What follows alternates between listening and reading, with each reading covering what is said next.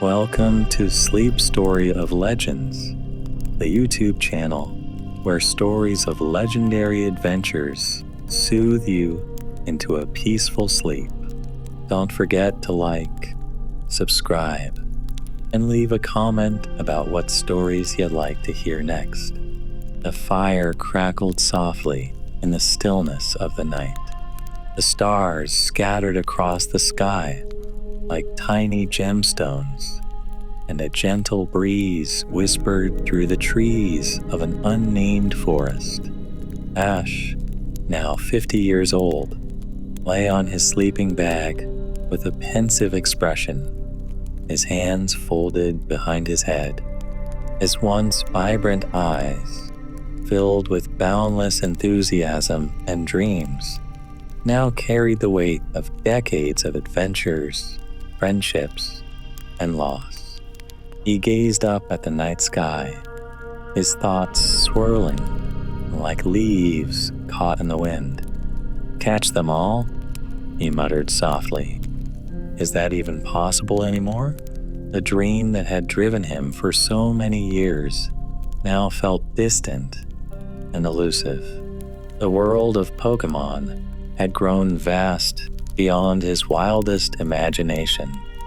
There were now thousands of species, some so rare they existed only in legends and myths. No matter how many he caught, there always seemed to be more. His internal monologue swirled with self-doubt and exhaustion. He had given his life to this quest. He had loved it, thrived on it, but now he wasn't sure what it all meant. Ash turned to the small fire. Beside it sat a new Pikachu, but this wasn't like the companion he had grown up with. This Pikachu could talk, an oddity even in a world full of wonders. His name was Ace, and he fancied himself a detective. Ace was sharp, quick-witted, and often spoke with the weary sarcasm of someone who'd seen too much. "You're staring at that sky like it owes you money," Ace said, his ears twitching. "Care to share what's on your mind?" Ash smiled faintly. He had grown used to Ace's bluntness. "Just thinking about the past," Ash replied. "And the future." Ace sat down beside him, his little yellow paws folded neatly over his lap. "Heavy stuff. You've been doing that a lot lately." Ash's mind wandered to memories long past. He could see Misty's fiery hair, her determined eyes, as they battled together. She had married a few years back, settling down to raise a family near Cerulean City. They still wrote letters occasionally, but the distance between them felt vast, not just geographically.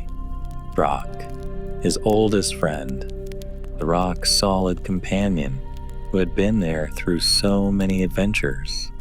But Brock's relentless flirtations with Officer Jenny had finally landed him in trouble too many times. Now he was behind bars, his charm unable to save him from the consequences. And Pikachu, his first Pikachu. Ash's chest tightened as he thought of the little electric mouse who had been by his side through every high and low. Pikachu had passed away quietly one night, curled up beside Ash, just like he always had. Even now, the ache of that loss felt fresh. "You miss him?" Ace said quietly. It wasn't a question. "Every day," Ash admitted. Silence fell between them, broken only by the occasional crackle of the fire. "You're not losing your mind, by the way," Ace added, in case you were wondering. Ash gave him a sideways glance. "Sometimes it feels like I am. Hearing you talk, remembering everything. It's like I'm stuck between the past and now." "Then stop living in the past," Ace said bluntly. You're still here. You're still breathing. There's still more of the world to see.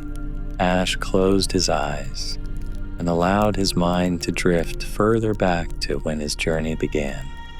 Pallet Town, Professor Oak's lab. The day he had set out as a 10-year-old with dreams too big to contain. I remember that first gym battle with Brock, he said aloud. I was so sure I could win. Pikachu and I didn't stand a chance, but we tried anyway, and somehow we made it through. He smiled to himself, a little of the old fire flickering back to life. You didn't give up back then, Ace reminded him. What's different now?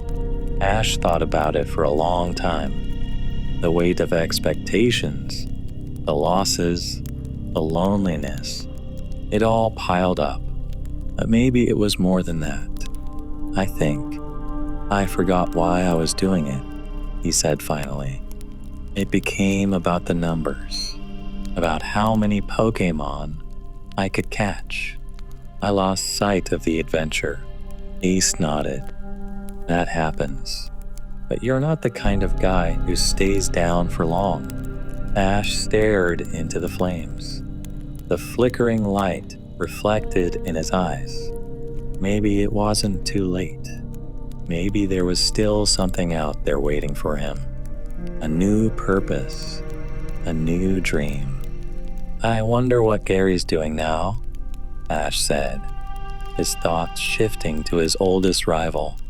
Gary Oak had always been one step ahead during their early years, pushing Ash to train harder and become better.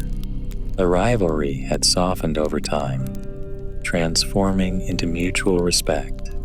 Gary had gone on to become one of the most renowned Pokémon researchers in the world. He was carrying on Professor Oak's legacy, making groundbreaking discoveries about Pokémon habitats and evolution. They hadn't seen each other in years. The last time they spoke, Gary had invited Ash to visit his research lab in Sinnoh. Ash had meant to go, but never followed through. Now, sitting here under the stars, he wondered what it would be like to see Gary again, not as rivals, but as old friends who had shared the same journey.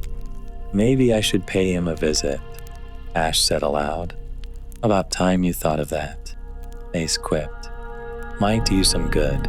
Ash's thoughts shifted again, this time to Team Rocket. Jesse, James, and Meowth had been constant thorns in his side for years.